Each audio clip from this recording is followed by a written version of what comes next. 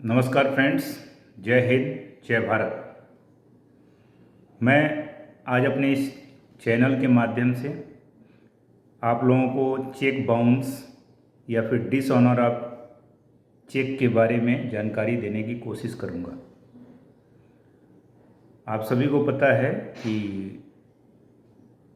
Check का dishonour हो जाना या फिर चेक का बाउंस हो जाना, जिसे कॉमन पार्लेंस में बोलते हैं, एक ऑफेंस है और इसके लिए 2 साल तक के सज़ा का प्रावधान बनाया गया है। नेगोशिएबल इंस्ट्रूमेंट एक्ट 1881, जो कि इस संबंध में एक रेलिवेंट एक्ट है, वो उसकी सेक्शन 138 जो चेक डिसऑनर होने के बारे में बात करता है। अब इसके लिए तमाम कंडीशंस होते हैं। उस कंडीशन को फुलफ़िल करने के बाद एक criminal case law of court में फाइल किया जा सकता है। अब डिसऑनर चेक या चेक बाउंस के केस में आप किस प्रकार से केस फाइल किया जाता है और क्या क्या कंडीशंस हैं जिसको पूरा करना बहुत ही ज़रूरी होता है। सबसे पहले तो आपको कुछ चीज़ों को प्रूव करना पड़ेगा। एक, दोनों पार्टी के बीच में एक डेब्ट होना चाहिए या कर्जा बोलते हैं जिसको हिंदी में। एक पक्ष के द्वारा दूसरे पक्ष को कर्जा दिया जाना और दूसरे पक्ष ने अपने लायबिलिटी के डिस्चार्ज में एक चेक का इशू करना। तो जो चेक देता है उसको ड्रावर बोलते हैं और जिसके फेवर में चेक होता है उसको ड्रावी बोलते हैं। यदि लीगली इन्फोर्सेबल डेब्ट एक पक्ष के द्वारा दिया गया दूसरे पक्ष को और दूसरे पक्ष ने चेक दिया हुआ है, आमतौर से जो चेक है उसकी वैलिडिटी 6 मंथ की होती है। उस वैलिडिटी पीरियड के अंदर में यदि फर्स्ट पार्टी द्वारा, जिसको चेक जिसके फेवर में है ड्रावी बोलते हैं, ड्रावी चेक बैंकर को देता है और वो चेक रिटर्न हो जाता है, बैंकर उसे रिटर्न कर देता है यह कहते हुए कि उस अकाउंट के अंदर में इनसफिशिएंट फंड है या उतने फंड नहीं है कि आप चेक के अमाउंट को मीट किया जा सके, उसी को इनसफिशिएंसी ऑफ फंड बोलते हैं। तो चेक बाउंस माना जाता है। जब चेक रिटर्न आ गया तो जो ड्रावी है उसकी नोटिस, जो कि बहुत ही इम्पॉर्टेंट है, 138 की एप्लीकेशन के लिए नोटिस का दिया जाना बहुत ही ज़रूरी है। विदिन 30 डेज, जैसे उसको रिसीव हो गया, मेमो आ गया, चेक वापस आ गया उसके पास बैंक से रिमार्क लगा करके, विदिन 30 डेज उसे जो ड्रावर ऑफ द चेक है उसे इंटीमेट करना पड़ेगा कि भैया चेक बाउंस हो गया है। और चेक बाउंस नोटिस 30 डेज के अंदर मिलने के बाद ड्रावर को विदिन 15 डेज पेमेंट करना पड़ेगा। यदि वो पेमेंट नहीं करता है तो 16वें दिन कॉज ऑफ एक्शन एराइज हो जाएगा और जो कंप्लेनेंट है वो कोर्ट ऑफ लॉ में उसके अगेंस्ट में, ड्रावर के अगेंस्ट में केस फाइल कर सकता है और केस प्रूव होने के बाद उसे 2 साल तक की सज़ा और पेनाल्टी दोनों का प्रावधान है। यह ऑफेंस कंपाउंडेबल ऑफेंस है।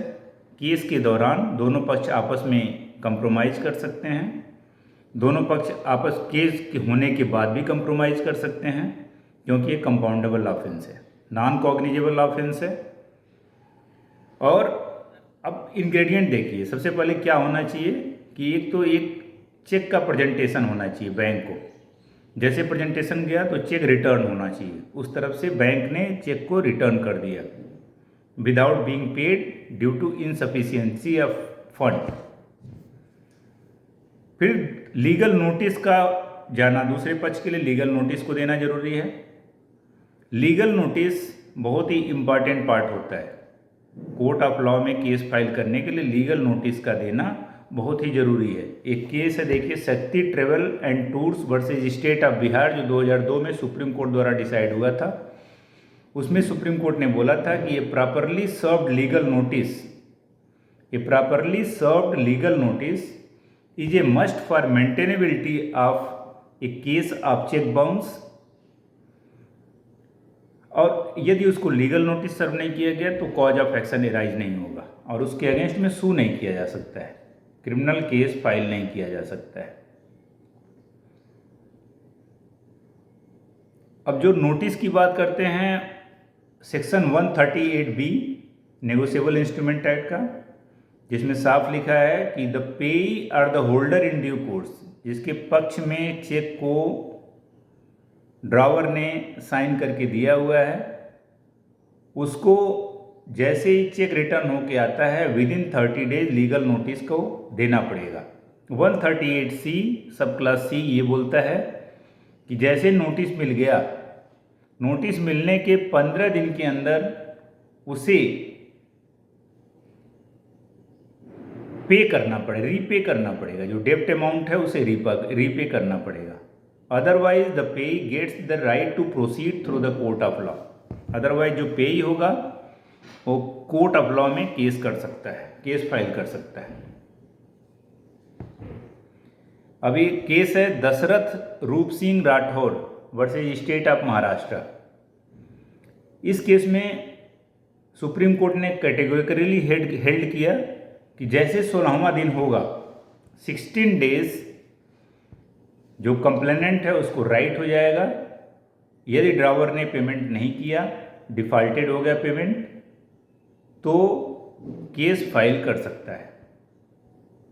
अभी देखिए, चेक बाउंस नोटिस जो होता है उसका फॉर्मेट क्या है, किस फॉर्मेट में हम उसको लीगल नोटिस दें उस पार्टी को जिसने लीगली डिस्चार्ज जो डेप्ट था उसके लिए जो पेमेंट किया था, उसका पेमेंट बाउंस हो गया है और रिटर्न हो गया बैंक के द्वारा।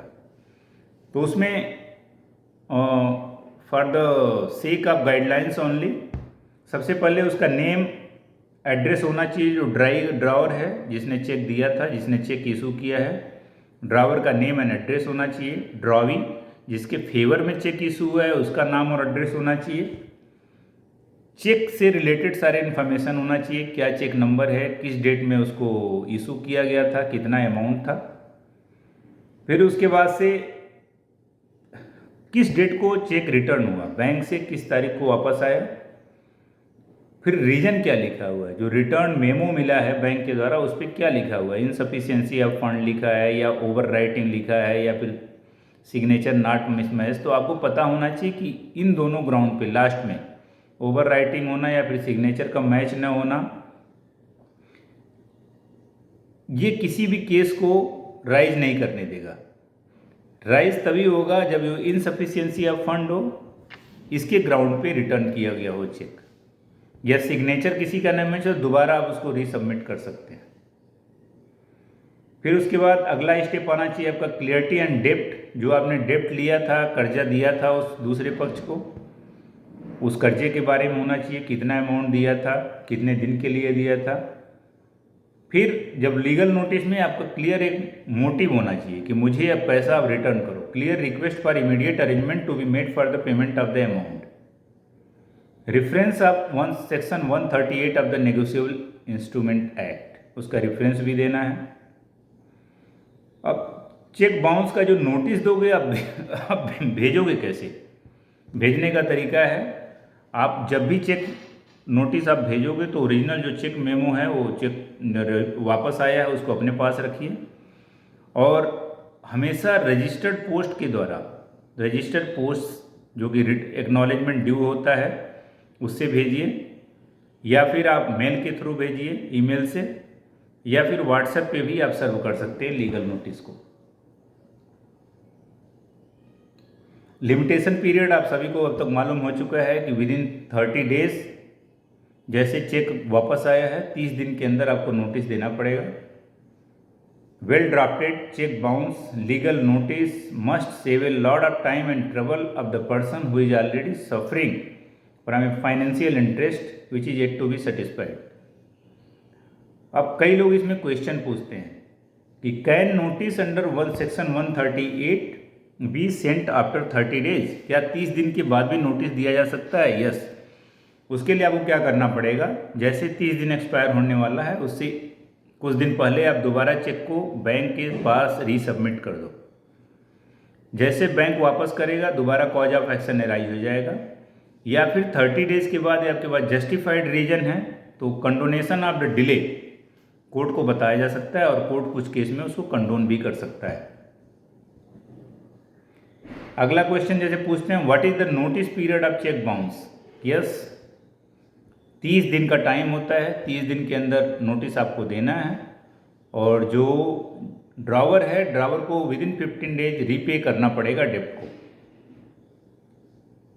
Against whom can a cheque bounce can be initiated. आप सभी को पता है कि प्रिविटी ऑफ कॉन्ट्रैक्ट है, इसमें दो पक्ष हैं, दो पक्ष के बीच में हुआ है, तो सिर्फ आप जो ड्रॉवर है उसी के अगेंस्ट में केस कर सकते हैं, चेक बाउंस की नोटिस दे सकते हैं। मान लीजिए कंपनी है तो कंपनी के डायरेक्टर के नाम से भी चेक दिया जा सकता है।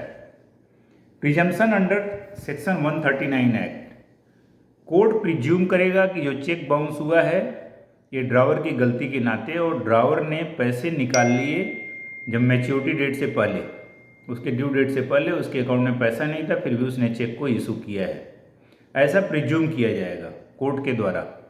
इस प्रिजम्पशन को रिवर्ट किया जा सकता है ये यदि जो अपोजिट पार्टी है, जो दूसरी पार्टी है ड्रॉवर है, यदि वो ये प्रूव करने में सक्षम हो जाए कि जो कंप्लेनेंट का इतना कैपेबिलिटी नहीं है कि इतना लोन दे सके, यदि वो ऐसा बोलने में सक्षम हो जाता है तो जो उसका ओनर्स है वो शिफ्ट हो जाता है कंप्लेनेंट पे और कंप्लेनेंट को प्रूव करना पड़ेगा कि यस कि मेरे फाइनेंशियल कैपेबिलिटी है कि मैंने इतना लोन दिया। मैं आपको केस एग्जांपल बताता हूँ। ये केस है बासा Lingappa versus Modi Basappa 2019 supreme court के द्वारा डिसाइड हुआ था। इस केस में जो कंप्लेनेंट है 21 लाख रुपीज़ डेप्ट देता है अपोजिट पार्टी को और अपोजिट पार्टी 21 लाख रुपए लोन नहीं दे पाती है, जो चेक देती है वो चेक बाउंस हो जाता है। तो कोर्ट के सामने अपोजिट पार्टी ने बोला कि जो कंप्लेनेंट है इसका इतना कैपेबल नहीं है, इतनी इसकी क्षमता नहीं है कि इतना लोन दे सके। अब जैसे ही उसने ये प्रूव किया बियॉन्ड रीजनेबल डाउट नहीं बट एक रीजनेबल डाउट क्रिएट कर दिया कि जो कंप्लेनेंट है उसकी कैपेसिटी नहीं है कि 21 लाख की लोन दे सकता है, तो वैसे ही ओनर शिफ्ट हो गया कंप्लेनेंट के ऊपर और कंप्लेनेंट को प्रूव करना पड़ेगा कि यस कि मेरे 21 लाख है, मेरे ये रिसोर्सेस हैं, मेरे पास इतना पैसा है, मेरा इतना इनकम है, मैंने 21 लाख इसको दिया था। अब इस केस में सुप्रीम कोर्ट ने बोला कि यस कि जो कंप्लेनेंट है वो प्रूव नहीं कर पाया कि 21 लाख रुपीज़ उसने कैसे दिया था अपोजिट पार्टी को, उसकी इतनी कैपेबिलिटी नहीं है, इतनी कैपेसिटी नहीं है। ओनर शिफ्ट होने के बाद में अब इम्पीच हो गया, उसकी क्रेडिबिलिटी को हिला के रख दिया, क्रेडिट वर्दी नहीं रहा और डाउटफुल केस हो गया और कोर्ट ने नहीं माना और एक्यूज्ड को इस आरोप से नेगोशिएबल इंस्ट्रूमेंट एक्ट से की जो 138 है उसके प्रभाव से बरी कर दिया। अब मैं कंक्लूड करूं तो इसका मतलब है जैसे किसी का चेक बाउंस होता है तो सबसे पहले आपको लीगली एक लीगल नोटिस देना पड़ता है। लीगल नोटिस देने के बाद में 15 दिन के अंदर में अपोजिट पार्टी ने यदि डेप्ट जो है डेप्ट को रीपे नहीं किया तो 16वें दिन कॉज ऑफ एक्शन एराइज हो जाएगा और कंप्लेनेंट एक केस फाइल कर सकता है कोर्ट ऑफ लॉ में। कोर्ट ऑफ लॉ में यदि प्रूव कर देता है तो उसे 2 साल तक की सज़ा और पेनाल्टी मिलने का प्रावधान है। तो मैं अपने इस छोटे से लेक्चर के जरिए जिसमें मैंने बहुत बेसिक बताया है, ये चेक बाउंस या फिर डिसऑनर होने का बहुत बेसिक रूल्स है जिसे फॉलो किया जा सकता है। हालांकि ये काफ़ी कॉम्प्लिकेटेड होता है, इसमें बहुत सारे एविडेंशियल एविडेंस की ज़रूरत पड़ती है प्रूव करने के लिए कि लीगली डिस्चार्ज डेप्ट नहीं था या फिर उसकी कैपेसिटी नहीं थी, बहुत सारी चीज़ें होती हैं। बट स्टिल एक जेन्युइन जो लेंडर है, कर्जा देने वाला है, वो ऐसा केस फाइल करके अपने पैसे को वापस पा सकता है। Thank you very much for listening me, thank you very much for supporting me. Keep giving your valuable advice so that I can arrange contemporary lectures, more legal lectures for you. Thank you. Jai Hind, Jai Bharat.